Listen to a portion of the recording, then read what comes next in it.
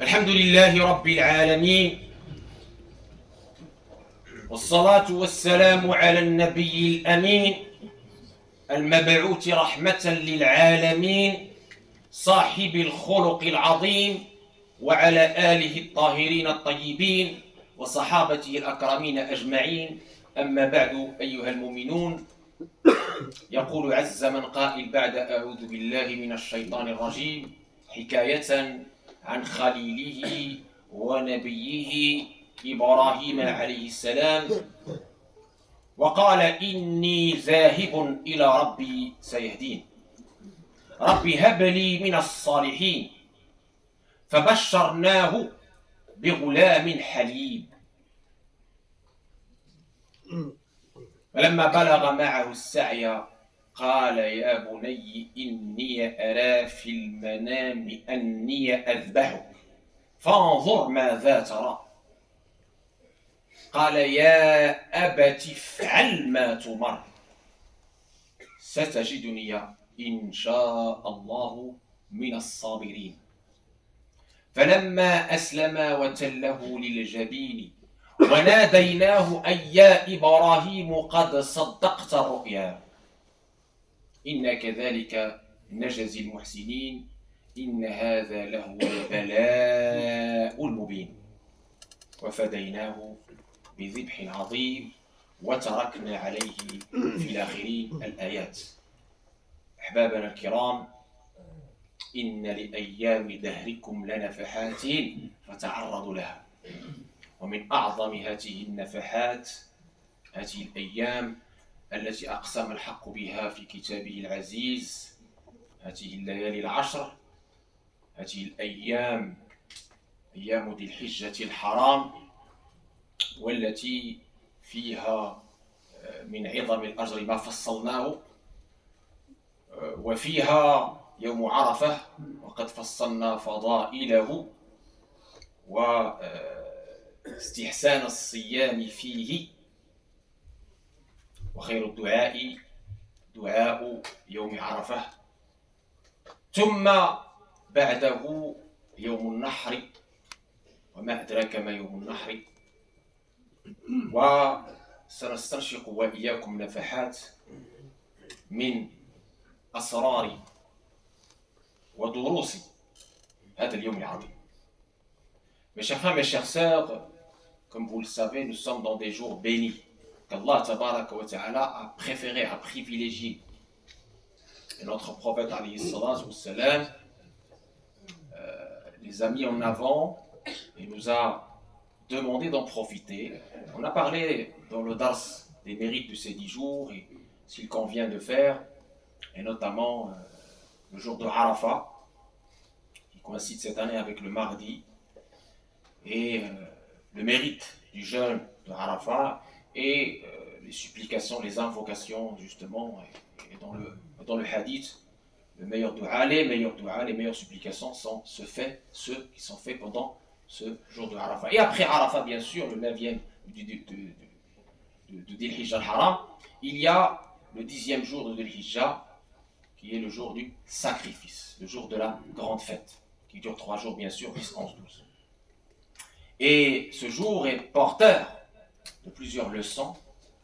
On a cité le verset coranique qui trace justement cette histoire magnifique de notre père Sayyidina Ibrahim, qui était surnommé Khalil, l'ami intime, et qui était surnommé Ummah. Et nous allons tout de suite voir quelques éléments qui ont justifié, entre guillemets, ce privilège. أحبابنا في الله، سيدنا إبراهيم عليه السلام رأى رؤيا، ورؤيا الأنبياء حق كما نعلم، وحي يوحى.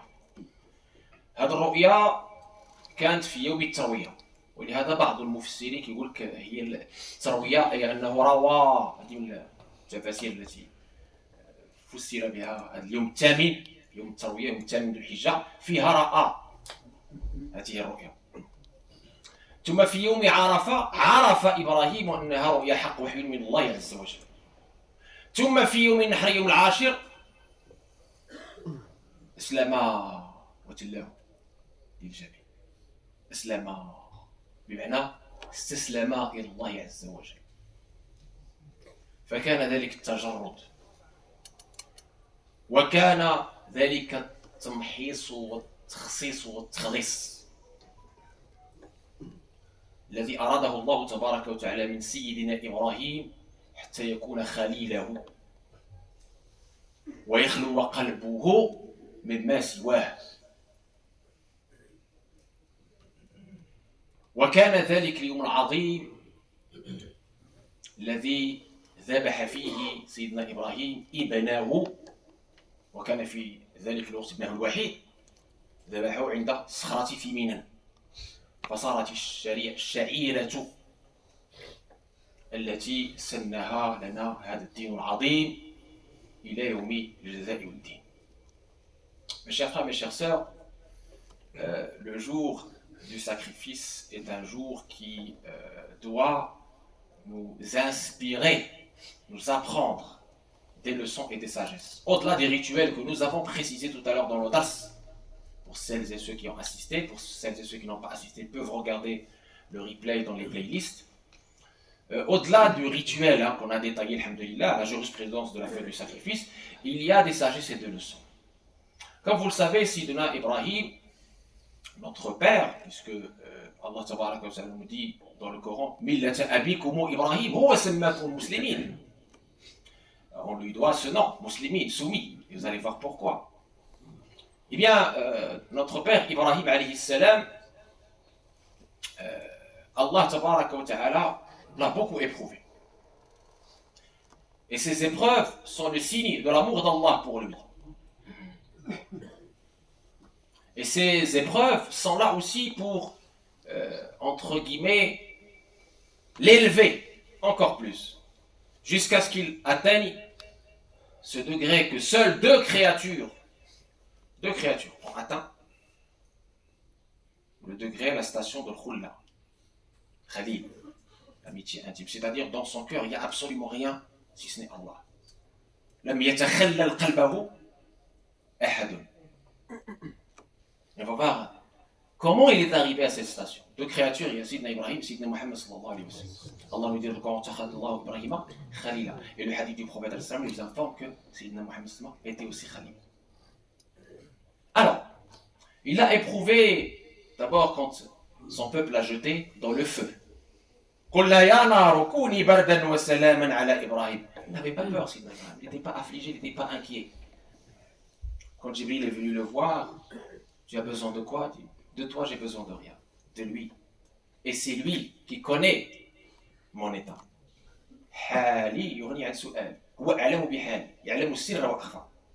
Et Allah tabaraka wa ta'ala a ordonné au feu de perdre sa fonction de brûler.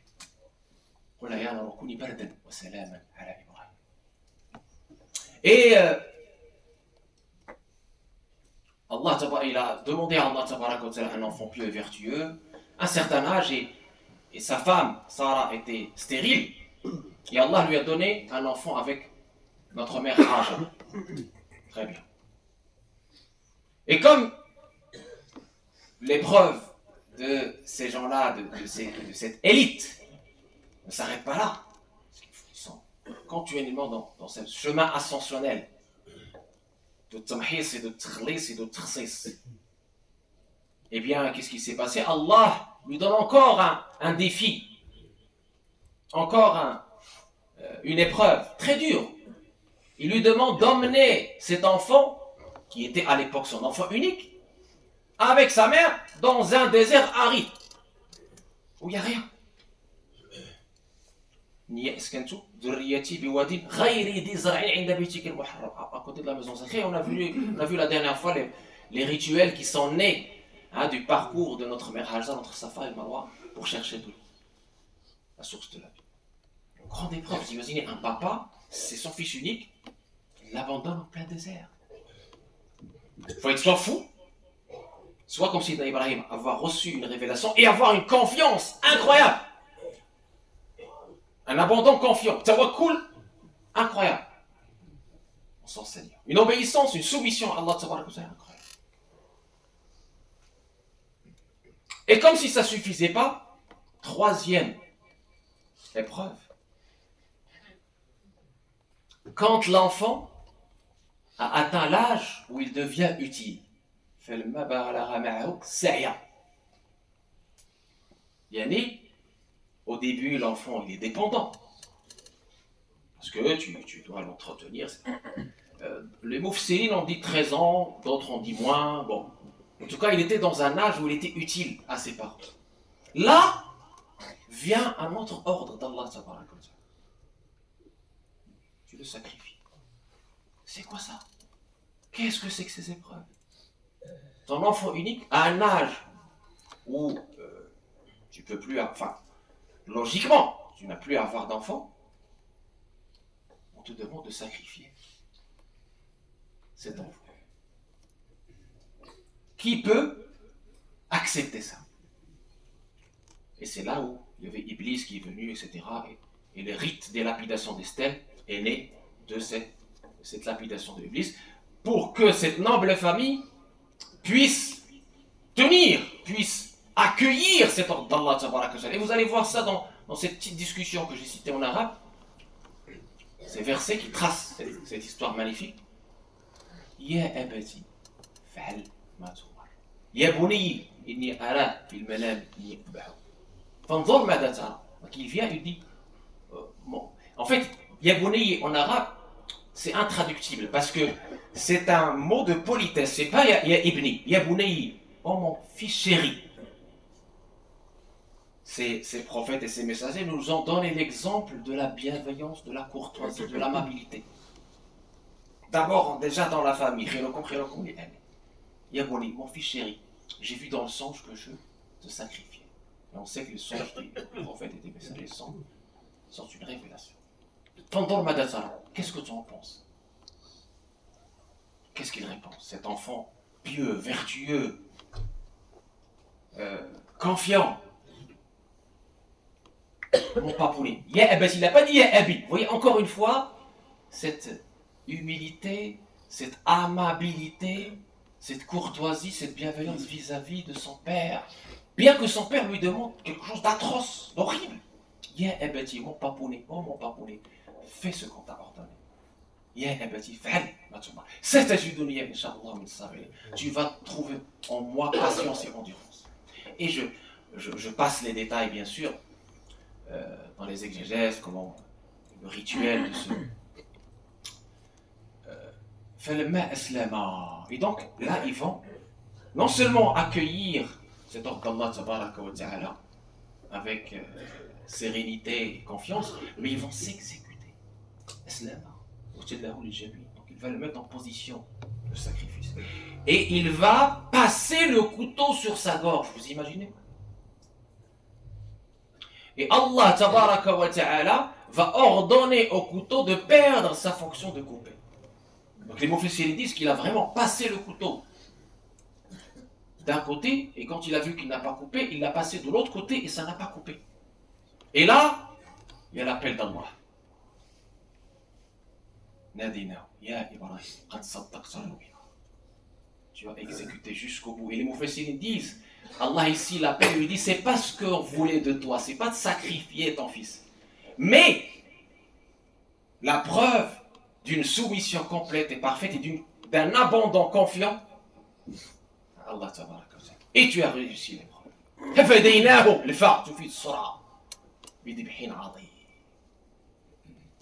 Et le dib hadim ici, ce grand bélier, c'était dans les exégèses le bélier que Habil a offert contre son frère ingrat Rabil. Les anges ont apporté ce bélier, qui va être aussi notre salut à nous, parce que ça va être la sunna perpétuelle que notre prophète Sayyiduna Muhammad sallallahu alayhi wa sallam. Il a dit de lui-même, je suis Ibn Dabihayn, je suis le fils des deux sacrifiés. Il va perpétuer, et qui commémore cet instant de confiance, de certitude, et abandon, et soumission parfaite à Allah tabaraka wa ta'ala. D'où ce nom musulman, c'est Sidna Ibrahim que nous a appelé musulman, d'où ce degré roula, et d'où cet éloge d'Allah tabaraka wa ta'ala, Inna Ibrahim kana umma, on lui seul, أمة خليل أمة مسلم أسلم تجرد من كل شيء. C'est-à-dire, après que Allah lui a donné ce qu'il a voulu, Allah a voulu le détacher de tout ce qui n'est pas Allah. الجريد والتفريد. فلم يبقى في قلبه إلا الله. لم يتخلل قلبه شيء غير الله. الله تبارك وتعالى وحده. فكان خليلا. اتخذ الله إبراهيم خليلا. Et deux récompenses, mes chers frères, mes chères sœurs, manifestent à cette soumission, à cette certitude de cette noble famille. Première, par rapport à Sidna Ibrahim, comme tu as bien voulu et même exécuté ce sacrifice qu'on a après racheté par un bélier, بشرناه بإسحاق نبيا من الصالحين وباركنا عليه وعلى إسحاق.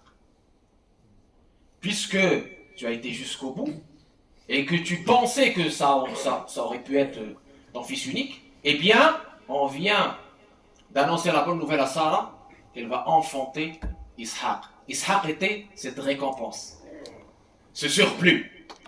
Et dans un autre verset, Ishaq a nafila, surplus. C'est-à-dire en plus de ton fils. Donc tu n'as pas qu'un, que tu craignais perdre. Tu en as deux, et deux, non pas. C'est deux grands prophètes. Bénédiction. Et deuxième récompense, elle concerne Sidna Ismaël, qui s'est lui-même soumis, je vous le rappelle, il a dit à son papounet, il a dit Ya abati fa'al ma tu'mar. Oui, exécute.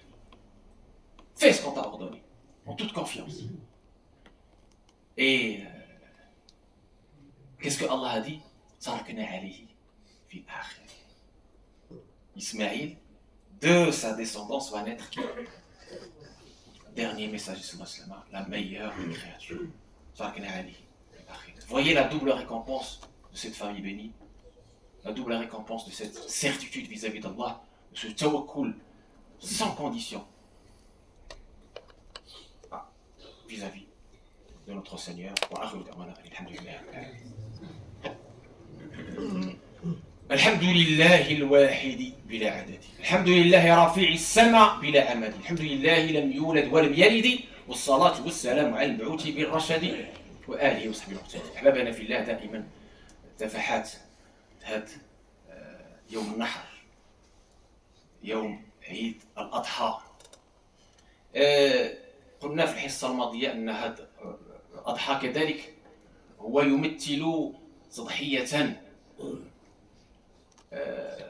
يعني أنك تضحي بهذه النفس الأمارة، تذبحها، تقتل هذه الشهوات والأهواء لكي تتحرر من قيود الشهوات والأهواء ومن قيود الغيرية أي ما سوى الله، فتصير إلى نفس مطمئنة وما ذلك على الله بعزيز. Et puis, on avait dit la dernière fois dans le symbolisme du sacrifice, on sacrifie cette âme charnelle, instigatrice du mal, dans ce chemin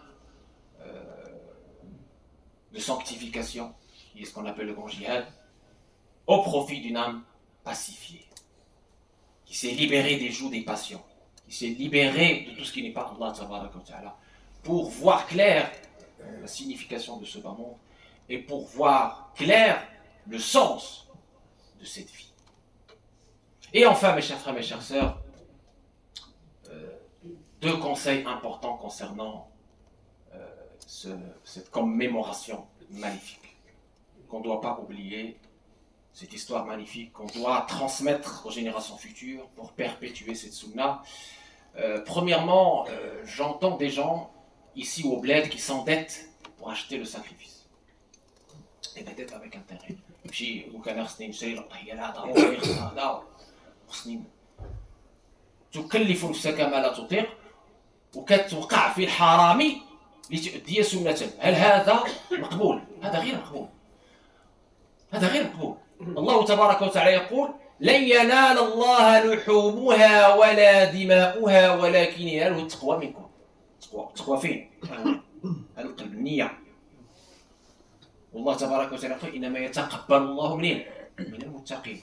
إذا إلا كانت هذه الذبيحة لغير الله تقديرها غير باش تبان وعادة وباش ما يقول لي شي الجار وكذا وهذه ودير عليها واحد القرض فيه الربا، علم أنك راك غير كتضيع راسك لا فائدة منها في الأخير. ربما هنا في الدنيا غادي ربما تاكل اللحم، ولكن ماشي هي السنة التي أرادها الله تبارك وتعالى ورسوله. إذا كتضيع راسك، إنها تفتقر إلى النية، إلى الإخلاص، إلى التقوى، والله لا يقبل إلا ما كان طيبا وما كان خالص الله سبحانه. Et donc je disais, très important, l'intention, mes chers frères, mes chères sœurs. Quand quelqu'un va s'endetter pour acheter la bête, et surtout avec des taux, hein, on l'a vu, hein, je l'ai vu au bled, des taux. Pourquoi tu fais ça, mon frère? Quelle est ton intention? C'est que les autres te regardent, que tu puisses cocher des cases. C'est pas ça l'intention. C'est une shahira, c'est un rituel. Pour Allah, tabaraka wa ta'ala. L'intention, qui est un acte du cœur, doit être purifiée de toute ostentation. C'est pas une aada, c'est pas une habitude, c'est pas une habitude. C'est la sunna du prophète sallallahu alayhi wa sallam. Et donc il faut observer cette intention dans son cœur. Ne pas s'endetter pour l'acheter. Tu ne peux pas l'acheter, il n'y a pas de souci. On avait donné tout à l'heure dans le dars le hukm. Voilà. Et sachez que Allah n'accepte que des pieux. Allah nous dit dans le Coran, ni sa chair ni son sang va atteindre Allah. Mais ce qu'il atteint, ce qui compte pour lui, c'est votre piété. Tqwa minkum. Et tqwa, elle est où? On l'a dit plusieurs fois, le prophète nous a dit, elle est où? Tqwa haouna, elle est dans le cœur, ici. Et Allah n'accepte que des pieux, nous dit le Coran. Et donc il faut purifier ce cœur avec cette bonne intention pour que ça soit accepté. Et c'est ça ce qu'on veut. On ne veut pas juste manger de la viande. C'est pas ça qu'on veut. On veut être sur le modèle de Sayyidina Muhammad sallallahu alayhi wa sallam. Avoir les mérites d'Allah subhanahu wa ta'ala. Et pour cela, il faut respecter cette intention, purifier ce cœur. Dernière chose, mes chers frères, mes chères sœurs, en termes d'organisation, on n'a que 2 fêtes dans l'année. 2 fêtes dans l'année, 2 jours dans l'année. Il faut absolument s'organiser pour être présent. Vous, vos familles, vos enfants. Parce que si vous me dites à chaque fois, oui, moi je travaille, etc., la loi vous permet de vous absenter pour fête religieuse. La loi, ici en France, le permet. 2, comme on a dit, il n'y a que 2 jours dans l'année. Vous vous organisez. Et vous assistez à cette fête. Cette sha'ira doit être revivifiée. Notre prophète alayhi salam nous dit, من حيا سنتي عند فساد أمتي فله أجر شهيد. Celui qui revivit ma sunna, le jour où ma umma est dans le fasad et dans le désordre, etc., il aura les mérites du martyr. On doit revivifier cette sunna en la transmettant à nos enfants. Comment? En étant nous-mêmes présents, en pratiquant nous-mêmes cette sunna. C'est très important d'être présent au Musalla, au moins de faire la prière et la khutbah avec nos enfants, avec nos familles, afin qu'ils s'imprègnent de cette spiritualité. اللهم اجعلنا يا ارحم الراحمين يستمعون القول في كتابنا الحسنه اولئك الذين هداهم الله اولئك هم الباب. اللهم ات نفوسنا تقواها وزكيها انت خير من زكاها انت وليها مولاها. يا ارحم الراحمين لا تدعنا في هذا المجلس الكريم ذنبا الا غفرته ولا هما الا فرجته ولا مريضا الا شفيته ولا حاجه هي لك رضا ولنا فيها صلاح الا قضيتها ويسرتها يا ارحم الراحمين يا رب العالمين. Profitant de ces jours bénis pour multiplier takbir, tahmid, tahlil, remercier Allah tabaraka wa ta'ala en l'invoquant abondamment. Profitant de ces jours bénis pour supplier Allah, demander à Allah ta'ala le bien de ce monde et de l'autre, profitant de ces moments bénis, de ces 2 jours bénis, pour renouer les liens de sang, pour, alhamdulillah, nous réconcilier avec Allah ta'ala, avec nous-mêmes et avec nos proches et notre voisinage, profitant aussi pour transmettre les belles valeurs aux générations futures, pour ne pas perdre, comme j'ai dit, cette sha'ira, cette sunna, et la revivifier, Inch'Allah, et qu'Allah ta'ala nous accepte de nous ces sacrifices, accepte de nous ces prières. Amin ya Rabbil Alamin. Udkurullaha yadhkurkum wa aqim as-salat.